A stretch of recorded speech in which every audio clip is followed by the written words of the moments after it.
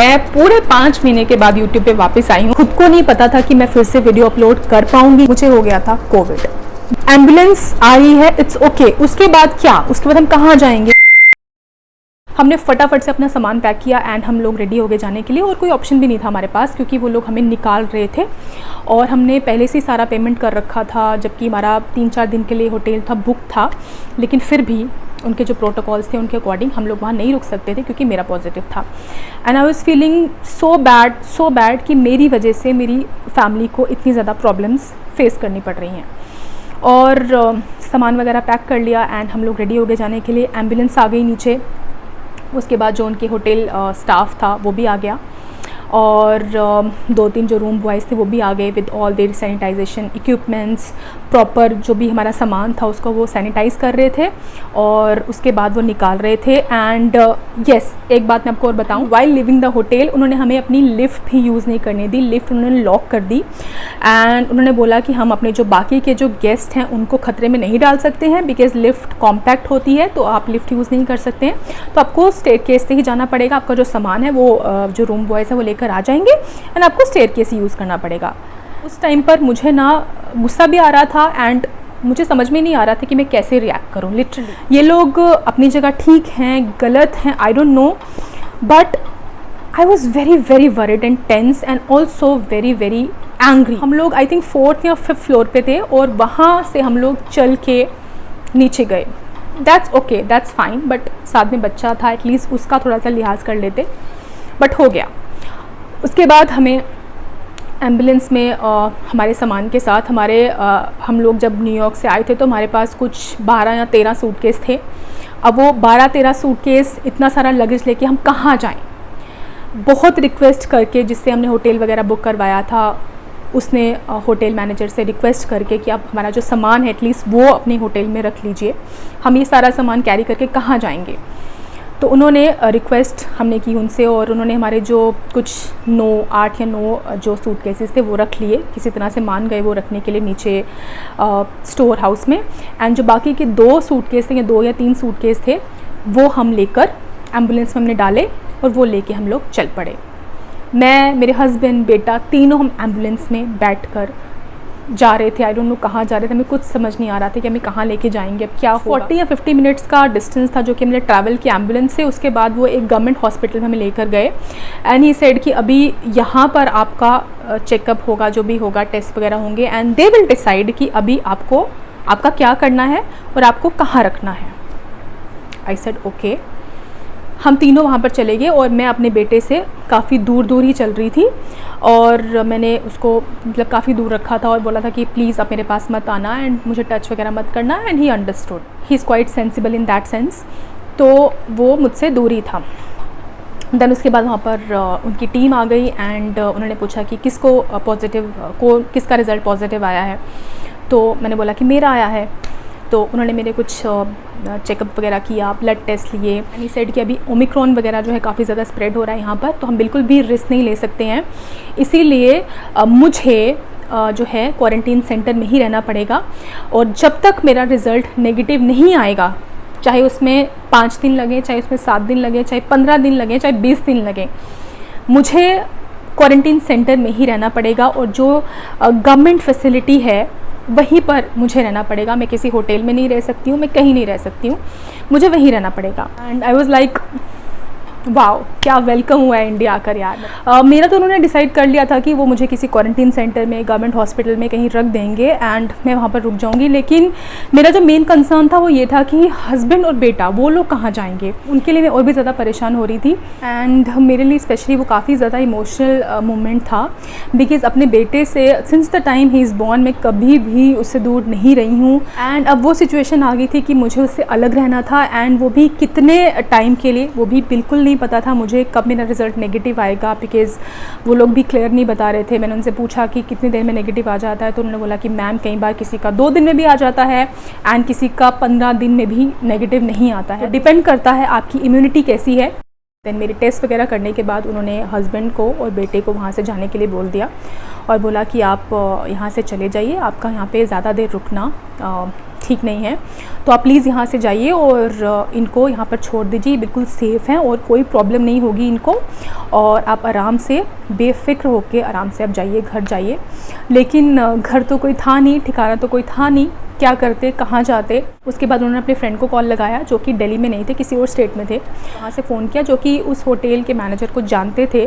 तो बहुत ही मुश्किल से, मतलब उस टाइम वो नहीं मिल रहा था, वहाँ पे रूम्स अवेलेबल नहीं थे, लेकिन कुछ जुगाड़ करके, आई डोंट नो कैसे, वहाँ पर वो रूम मिला एंड फिर हस्बैंड और बेटा वहाँ पर गए एंड उनको ठिकाना मिला उस रात को रुकने के लिए, वरना बहुत ज़्यादा सिचुएशन ख़राब हो गई थी। हस्बैंड लिटरली मुझे थोड़ा ना हंसाने के लिए उस दिन बोल रहे थे, क्योंकि मैं बहुत ज़्यादा टेंस। तो ही सेड कि गुरुद्वारा तो है ही, वहाँ जाके रुक जाएंगे, खाना भी मिलेगा एंड ठिकाना भी मिलेगा। उसके बाद वो लोग मुझे ले गए गवर्नमेंट हॉस्पिटल में, जो भी उनका क्वारंटीन सेंटर था रामलीला मैदान में जो उन्होंने बनाया था। Although it was not very good but it was not very bad also. मतलब अगर कोई एज ए गवर्नमेंट फैसिलिटी आप देखो तो उसके अकॉर्डिंग उन्होंने काफ़ी अच्छी फैसिलिटी वहाँ पर दी थी। एंड जिस वार्ड में हमें उन्होंने रखा था वहाँ पे सारे NRIs थे, यानी कि जो लोग इंटरनेशनल ट्रैवल करके आए थे। कोई लोग कनाडा से आया था, कोई लोग जर्मनी से, इटली से, फ्रांस से, अमेरिका से, तो ऐसे ही वहाँ पे सारे लोग थे। तो उसी वार्ड में उन्होंने मुझे भी रखा था और मेरे साथ कुछ और 2-3 लेडीज़ थी और काफ़ी सारे वहाँ पे मेल्स भी थे। उसके बाद मुझे ध्यान में आया कि मेरे पास तो कोई इंडियन नंबर भी नहीं है जिससे मैं कांटेक्ट कर पाऊँ अपने हस्बैंड को। मेरे पास बस वो US का नंबर था जो कि व्हाट्सएप पे चलता था, और वो भी आपके पास इंटरनेट होना चाहिए। एंड माई कंसर्न वॉज कि इंटरनेट कहाँ से मिलेगा। अभी लकीली क्वारंटीन सेंटर में उन्होंने वाईफाई फैसिलिटी वहाँ पे दे रखी थी, तो वाईफाई था बट वो इतना अच्छा नहीं था, मतलब नेटवर्क थोड़ा सा वीक था, लेकिन फिर भी कॉल वगैरह उससे हो जाती थी, वॉइस कॉल वगैरह मैं कर लेती थी व्हाट्सएप पे एंड थोड़ा सा मुझे पता चल जाता था कि मेरा बेटा क्या कर रहा है। मुझे उसकी ज़्यादा टेंशन होती थी एंड मैं उसी से बात करने के लिए ज़्यादा फ़ोन करती थी। वो मुश्किलों भरा दिन जो था ना, वो किसी तरह से ख़त्म हुआ। उसके बाद अगले दिन अगेन उन्होंने मेरा टेस्ट लिया, कोविड टेस्ट लिया, and I was just keeping my fingers cross कि मेरा ना नेगेटिव आ जाना चाहिए और मुझे फटाफट से घर जाना है, मुझे यहाँ पे नहीं रुकना है। बट अनफॉर्चुनेटली मेरा जो वो रिज़ल्ट था वो अगेन पॉजिटिव था। Again after 1 day, I think 29 को उन्होंने मेरा टेस्ट लिया, जिसकी रिपोर्ट आनी थी 30th को अगेन मेरा टेस्ट पॉजिटिव आया। मैं बहुत ज़्यादा फ्रस्ट्रेट हो चुकी थी कि मेरे बेटे की बहुत ज़्यादा याद आ रही थी, मैं बहुत ज़्यादा मिस कर रही थी उसको एंड आई वाज लाइक मैं कब घर जाऊंगी, कब मेरा जो रिज़ल्ट है वो नेगेटिव आएगा। एंड उस टाइम पर ऐसा हो रहा था कि जिसको भी सोर थ्रोट है, हल्की सी खांसी है, मैंने बाकी जो पेशेंट्स थे वहाँ पर उनसे बात की थी तो उनको भी सेम यही प्रॉब्लम थी, किसी को भी फीवर वगैरह नहीं हो रहा था, बहुत ही माइल्ड सिम्टम्स थे, बहुत ज़्यादा मतलब मेजर प्रॉब्लम किसी को भी नहीं थी। मतलब मेरा तो फिर भी अच्छा था कि हम लोग US से वापस आए थे एंड अपने मतलब कंट्री में वापस आए थे इंडिया में। कुछ लोग ऐसे भी थे जो लोग इंडिया में विज़िट करने आए थे, अपनी फैमिली से मिलने आए थे, कोई शादी में आया था एंड उनको वापस जाना था दूसरी कंट्री में, जर्मनी से कोई आया था, कोई इटली से आया था और उनको भी रोक लिया गया था बिकॉज़ एयरपोर्ट में उनका टेस्ट हुआ एंड वो लोग नहीं जा पा रहे थे, उनकी फ़्लाइट टिकट्स कैंसिल हो गई। बहुत ज़्यादा प्रॉब्लम हुई थी उस टाइम पे। मैं आपको अभी एक्सप्लेन जैसे कर रही हूँ ना, शायद आपको उतना समझ में नहीं आएगा, लेकिन उस सिचुएशन में ना बहुत ज़्यादा मतलब बहुत ही पैनिक सिचुएशन थी। लकीली जब 4th टाइम उन्होंने मेरा टेस्ट लिया, जो रिज़ल्ट था वो नेगेटिव आ गया। I was like thank God मेरा रिज़ल्ट नेगेटिव आ गया यार, मतलब मैं और ज़्यादा यहाँ पर नहीं रुक सकती। 7 दिन मुझे ऑलरेडी हो गए थे। लकीली 7th डे पे मेरी report negative I and I got discharge from hospital. और जब वो रिपोर्ट मेरे हाथ में आई थी ना गाइज, नेगेटिव वाली, I can't even tell you मैं कैसा फील कर रही थी उस टाइम पर। हॉस्पिटल से निकलने के बाद मतलब जैसे एक चिड़िया को आपने पिंजरे में बंद कर दिया है एंड वो निकल के पंख फैला के उड़ रही है आसमान में, बिल्कुल वैसा मुझे फील हो रहा था। क्योंकि 7 दिन से हम लोग उस हॉल में बंद थे एंड कोई वहाँ पे सनलाइट नहीं, कुछ नहीं। मैं यहाँ पे कुछ क्लिप्स ऐड कर दूँगी, मेरे क्वारंटीन सेंटर वाले मैंने कुछ क्लिप्स वहाँ पर लिए थे, अगर मेरे पास होंगे मेरे फ़ोन मेमोरी में तो मैं यहाँ पे ऐड कर दूँगी, आप देखना। वहाँ पर मेरे दिन निकल रहे थे। यहाँ पर जितनी फैसिलिटीज़ ये लोग दे सकते हैं ना उतना उन्होंने दिया है। ये चाय है, ये काढ़ा है, ये इन्होंने हल्दी वाला दूध दिया है और ये ब्रेकफास्ट है। 4 पीसेस हैं ब्रेड के, उसके बाद 2 बॉइल्ड एग्स हैं, ये बटर था जो मैंने ब्रेड पे लगा लिया। फिर उसके बाद मैंने यहाँ पे 2 चाय मंगवाए हैं, एक बिस्किट का पैकेट आया है।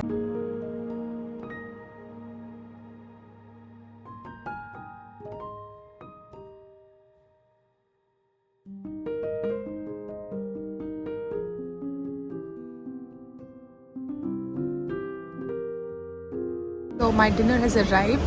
और आज खाने में है कुछ ये हरी सब्ज़ी है आलू के साथ, दाल है, रोटी है। रोटी की हालत कुछ ज़्यादा अच्छी नहीं है। एंड देन राइस है और शक्कर है थोड़ी सी। This is day 4। संडे रात को मैं यहाँ पर आई थी और आज वेंसडे है, वेंसडे आफ्टरनून है, 2 बज चुके हैं अभी। कल रात को मेरा सैम्पल गया था and I was really hoping कि आज जो रिपोर्ट आएगी वो नेगेटिव आएगी, बट अनफॉर्चुनेटली आज फिर से पॉजिटिव रिपोर्ट आई है। सो आई थिंक मुझे 2 या 3 दिन अभी यहाँ पर और रुकना पड़ेगा, बिकॉज डॉक्टर वो सेम कि जो भी वैल्यू चल रही है वो है 28 से 29 के बीच में और वो 36 तक आनी चाहिए। तो देखते हैं कि कब तक आती है। जब तक वो नहीं आएगी तब तक मेरा टेस्ट नेगेटिव नहीं होगा। वैसे मुझे कोई प्रॉब्लम नहीं है एंड कम्प्लीटली फ़ाइन। बस हल्की सी मुझे गले में खराश है, सोर थ्रोट है एंड कभी कभी बीच में खांसी हो जाती है।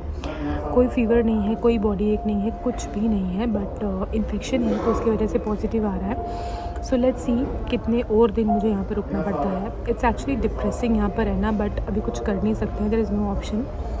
सो लेट्स सी कितने और दिन यहाँ पर रुकते हैं, कब मेरा टेस्ट नेगेटिव आता है। जैसे मेरा टेस्ट नेगेटिव आएगा I will be discharge. Finally मुझे हॉस्पिटल से डिस्चार्ज मिल गया एंड घर आने के बाद ना मेरी जो खुशी थी ना आपको बता नहीं सकती। I was so happy seeing my सन।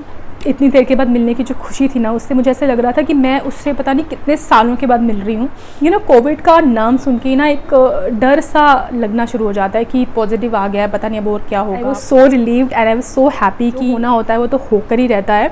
और अभी सब कुछ ठीक है, everything is fine now and मैं अपने घर पर हूँ, अपनी फैमिली के साथ हूँ। पहले मुझे लगा कि मुझे आपसे ये चीज़ शेयर करनी चाहिए, नहीं, बिकॉज़ काफ़ी ज़्यादा टाइम हो गया है, 5 महीने हो गए हैं, मैंने बीच में आपसे कुछ बात नहीं करी एंड अचानक से मैं आपको ये बता रही हूँ। मुझे लगा कि इस टाइम पे ये बात करना ज़रूरी है या नहीं, तो फिर मुझे लगा कि वाई नॉट। आप मेरी फैमिली हो यार, मतलब मुझे आपसे ये शेयर करना ही चाहिए। मुझे पहले शेयर करना चाहिए था लेकिन वो नहीं हो पाया, बट अभी अगर मैं शेयर करी तो इसमें कोई बुराई नहीं है। एंड मैं अगर चाहती तो मैं आपसे पहले भी शेयर कर सकती थी, मतलब उस टाइम पे जब कोविड बहुत ज़्यादा पीक पे था एंड जब मुझे एक्चुअल में मैं उस सिचुएशन में थी और उस टाइम काफ़ी ज़्यादा लोग पोस्ट भी कर रहे थे, बिकॉज़ व्यूज़ का मामला होता है ना।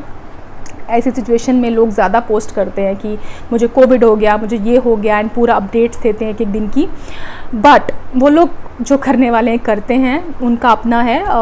I don't feel comfortable. मुझे उस टाइम बिल्कुल भी फील नहीं हो रहा था कि मैं आपको उसी टाइम बताऊं। एक सही टाइम पर मैंने सोचा था कि मैं आपसे ज़रूर शेयर करूंगी, तो वो शायद यही सही टाइम है। एंड आज आपसे शेयर करके ना मतलब मैं बहुत ही ज़्यादा रिलैक्स, एकदम रिलीव्ड फील कर रही हूँ एंड काफ़ी अच्छा लग रहा है मुझे ऐसा लग रहा है कि मैंने अपने एक बहुत ही क्लोज़ फैमिली मेम्बर से एक बात शेयर की है जो कि काफ़ी टाइम से मैं शेयर करना चाहती थी। सो कोविड वगैरह सब ठीक हो गया, उसके 2-3 दिन के बाद हम लोग घर वापस आ गए। उसके बाद फैमिली से मिलना, relative, socialising, so many things.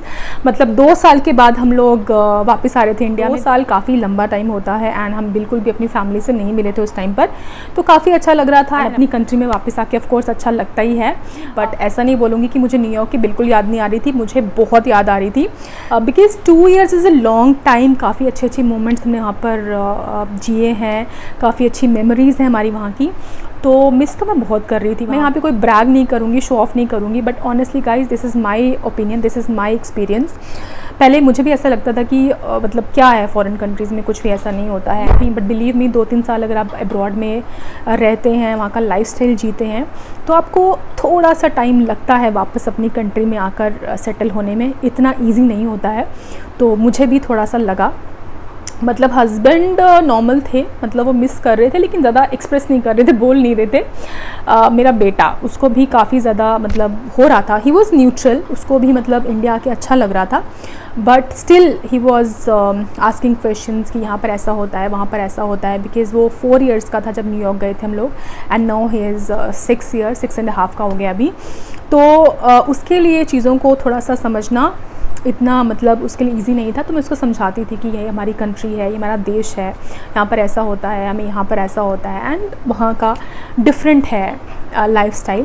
तो उसको हम धीरे धीरे चीज़ें समझा रहे हैं। तो अभी 5 months हो गए हैं, नाउ आई एम फाइन। बीच बीच में मुझे कभी कभी याद आती है न्यूयॉर्क की, लेकिन उतना ज़्यादा नहीं है अभी ये हो गया कि हमारी ये कंट्री है एंड हमें यहीं पर रहना है। वो 2 साल का एक बहुत ही अच्छा हैप्पी टेन्योर था और हम लोग अच्छे से इंडिया वापस आ गए, दैट इज़ मोस्ट इम्पॉर्टेंट।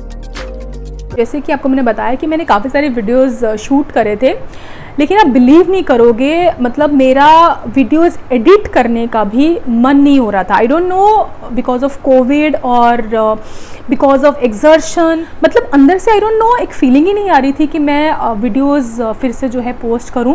मेरा ये है गाइस, जब तक मैं किसी काम के लिए रेडी नहीं होती हूँ ना, मेंटली फिजिकली, मैं उस काम को नहीं करती हूँ, चाहे कुछ भी हो जाए, चाहे उसके लिए मुझे कितना भी वेट करना पड़ जाए। आप देख सकते हैं मैंने 5 महीने का टाइम लिया है। मुझे ये भी पता है कि यूट्यूब एल्गोरिथम जो है उसके अकॉर्डिंग आप ज़्यादा ब्रेक नहीं ले सकते हैं, मुश्किल से हफ्ता, 1.5 हफ्ता या 15 दिन, उससे ज़्यादा अगर आप ब्रेक लेते हैं तो पिछला किया धरा जो होता है ना, चौपट हो जाता है। जो भी व्यूज़ वगैरह मुझे थोड़े बहुत आ रहे थे, शायद वो दोबारा मैं वीडियोस पोस्ट करूँ तो वो भी ना आए, आई डोंट नो क्या होगा। लेकिन ऑनेस्टली गाइज, मेरा बिल्कुल भी अंदर से एक विल पावर जो होती है ना, वो बिल्कुल भी मतलब थी ही नहीं मुझ में कि मैं कोई वीडियो पोस्ट करूँ। मैं चाहती थी कि सबसे पहले मैं फिज़िकली मेंटली उसके लिए प्रिपेयर हो जाऊँ और उसके बाद ही मैं कोई वीडियो पोस्ट करूँ। But I definitely needed a break. Break कुछ ज़्यादा ही लंबा हो गया, ऑल्दो मैंने इतना नहीं सोचा था। मैंने कुछ 1 या 2 महीने का सोचा था कि मैं ब्रेक लूँगी और वीडियोज़ जो है वो मतलब ज़्यादा पोस्ट नहीं करूँगी, तो मतलब 15-20 दिन में एक वीडियो पोस्ट कर दूँगी, लेकिन वो भी नहीं हो पाया। एंड अभी इंडिया आके लाइबिलिटीज़, रिस्पॉन्सिबिलिटीज़ थोड़ी सी ज़्यादा बढ़ चुकी हैं। जिस प्रोफेशन से बिलोंग करते हैं मेरे हस्बैंड, उसमें जो लेडीज़ होती हैं उनकी भी काफ़ी ज़्यादा रिस्पॉन्सिबिलिटी होती है एंड उनको भी कुछ चीज़ें जो हैं वो मैनेज करनी पड़ती हैं, हैंडल करनी पड़ती हैं। और जिस पोस्ट पे मेरे हस्बैंड हैं, तो एज अ मतलब उनकी वाइफ मेरी भी जो रिस्पॉन्सिबिलिटीज़ हैं वो थोड़ी सी बढ़ चुकी हैं। I really don't know guys कि मैं कितना कंसिस्टेंट हो पाऊँगी आगे, मुझे बिल्कुल आइडिया नहीं है। मैं बिल्कुल कोशिश करूँगी कि जो मेरा स्केड्यूल था पहले वीडियोस का, मैं उसी स्केड्यूल पे आगे भी काम करूँ। जैसे मेरा पहले 1 हफ्ते में लॉन्ग वीडियो आता था और 2 से 3 मेरे शॉर्ट वीडियोस आते थे, तो मैं उसी स्केड्यूल को आगे भी कंटिन्यू रखना चाहती हूँ। हफ्ते में एक बार मैं ज़रूर ट्राई करूँगी कि आपके लिए मैं वीडियो शूट करूँ और एक वीडियो तो मैं कम से कम पोस्ट करूँ। हो सकता है कि कई बार वो वीडियो ना पोस्ट हो, 15 दिन में हो, 20 दिन में हो, लेकिन मैं पोस्ट ज़रूर करूँगी। इतना लंबा गैप नहीं आएगा, इतना मैं आपसे ज़रूर कह सकती हूँ, क्योंकि मैं बहुत ज़्यादा देर तक इससे दूर नहीं रह सकती हूँ। ये मेरा पैशन है एंड मुझे वीडियोस बनाना अच्छा लगता है एंड आपसे शेयर करना पसंद है, तो मैं ज़रूर वीडियोस बनाऊंगी एंड शेयर करूंगी। आई ट्राई माय बेस्ट कि मैं हफ्ते में एक वीडियो ज़रूर पोस्ट करूं। अभी जिस सिटी में मेरे हस्बैंड का ट्रांसफ़र हुआ है वहाँ पर भी हम लोग अभी सेटल नहीं हुए हैं, हमारा सामान कहीं और पड़ा हुआ है। एंड अभी जिस लोकेशन पे मैं हूँ, दिस इज़ डिफरेंट लोकेशन। हमारा जो पोस्टिंग लोकेशन है, हमारा जो पोस्टिंग जिस सिटी में हुई है वो अलग लोकेशन है, ये this is a different location. And अभी किसी काम से हम लोग यहाँ पर आए हुए हैं, तो हमारा सामान जो है वो अभी भी पैक है, जितना भी हमारा स्टफ़ होता है वो सारा पैक है एंड वो हमने कहीं स्टोर हाउस में रखा हुआ है, कुछ भी खुला नहीं है। और हम लोग ना पिछले 2-3 महीने में बस वही 2-3 सूटकेस में अपना सामान भर भर के निकल रहे हैं। बस उसी में जितना सामान है उसी से हम लोग काम चला रहे हैं एंड आई डोंट नो कब तक ये चलेगा, जब तक हमें घर नहीं मिल जाता। आई डोंट नो कितना टाइम लगेगा, तो उसी से हम लोग काम चला रहे हैं। This is also one of the reasons मैं आपसे ज़्यादा फैशन कंटेंट आजकल शेयर नहीं कर पा रही हूँ। मेकअप वीडियोस वगैरह जो होती हैं वो मैं ज़्यादा आपसे शेयर कर रही हूँ, क्योंकि मेकअप का जो थोड़ा बहुत सामान है वो मैं कैरी करके चलती हूँ अपने साथ में, और फिर जितना मुझे चाहिए होता है उसके हिसाब से मैं अपना जो है मेकअप वीडियोस में यूज़ करके आपको दिखा देती हूँ। बट फैशन वीडियोस अगर आपको पोस्ट करने हैं तो उसके लिए आपको बैग्स भी चाहिए, कपड़े भी चाहिए, फुटवेयर्स भी चाहिए, सब कुछ सामान आपको ज़्यादा चाहिए, तो वो अभी मेरे पास नहीं है। मेरे पास बहुत ही लिमिटेड चीज़ें हैं, तो उसके साथ मैं वीडियोज़ नहीं बना सकती हूँ। तो इसीलिए फ़ैशन कॉन्टेंट मेरा अभी आजकल बहुत कम चल रहा है। जो भी मेरे पास कपड़े हैं थोड़े बहुत, उससे मैं वीडियोज़ क्रिएट करती हूँ एंड वो मैं शेयर कर रही हूँ।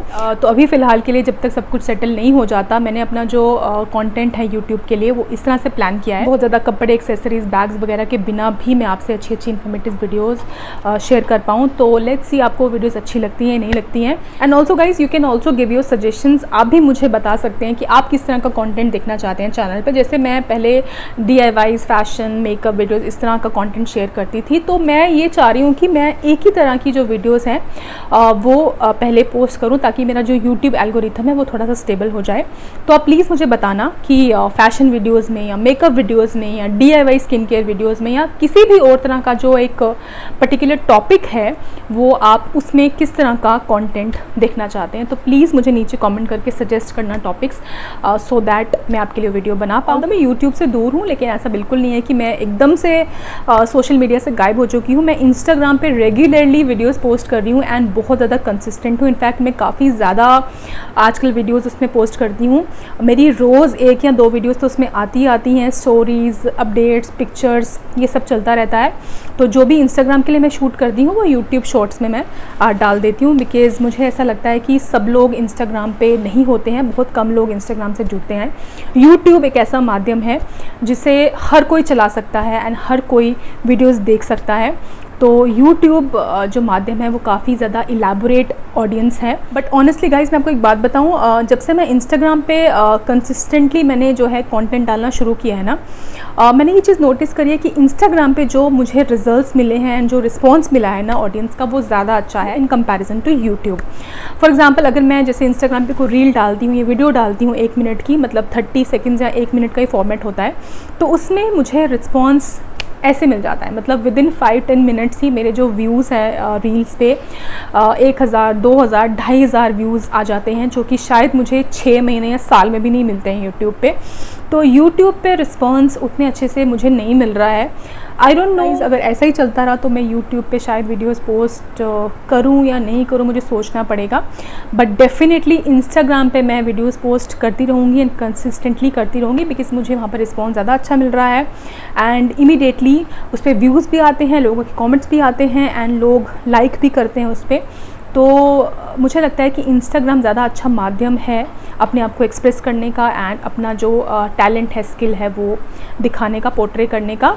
और आई थिंक यही रीज़न है कि बहुत बड़े बड़े जो कंटेंट क्रिएटर हैं, इन्फ्लुएंसर्स हैं, उनको यूट्यूब पे रिस्पॉन्स अच्छा नहीं मिला, so they shifted to Instagram and Instagram पे उनके मिलियंस में फॉलोअर्स हैं, 2-3 मिलियंस, 4 मिलियन फॉलोअर्स हैं, जबकि यूट्यूब पे उनके 1 लाख या 2 लाख फॉलोअर्स हैं एंड व्यूज़ उनको आते ही नहीं हैं यूट्यूब पे एंड इंस्टाग्राम पे वो एकदम मतलब छाए हुए हैं।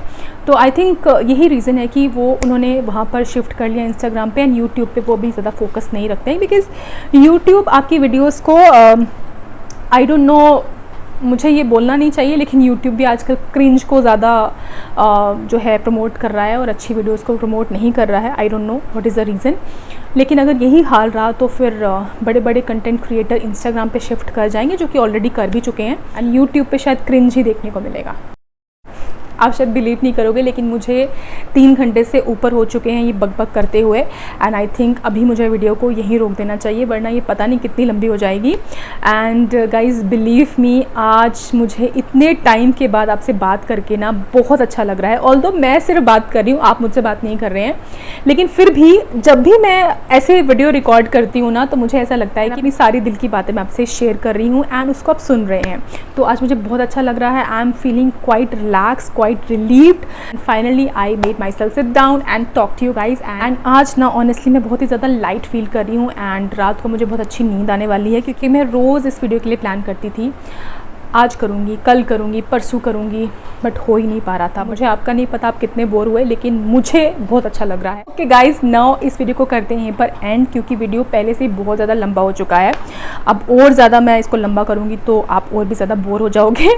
तो चलिए अब इसको यहीं पर एंड करते हैं एंड आई रियली होप कि आपको इतने टाइम के बाद मुझे देखकर थोड़ी सी खुशी तो ज़रूर हुई होगी। मुझे तो बहुत ज़्यादा हुई है, आपको भी थोड़ी सी ज़रूर हुई होगी। एंड अब मैं आपको बहुत ही जल्द मिलूँगी एक न्यू वीडियो के साथ, अच्छा इन्फॉर्मेटिव कंटेंट आपके लिए लेकर आऊँगी एंड अपने सजेशंस आप मुझे ज़रूर देना नीचे कमेंट सेक्शन में, और मैं मिलती हूँ आपसे बहुत जल्द। तब तक के लिए अपना ख्याल रखिए। To take good care of yourself.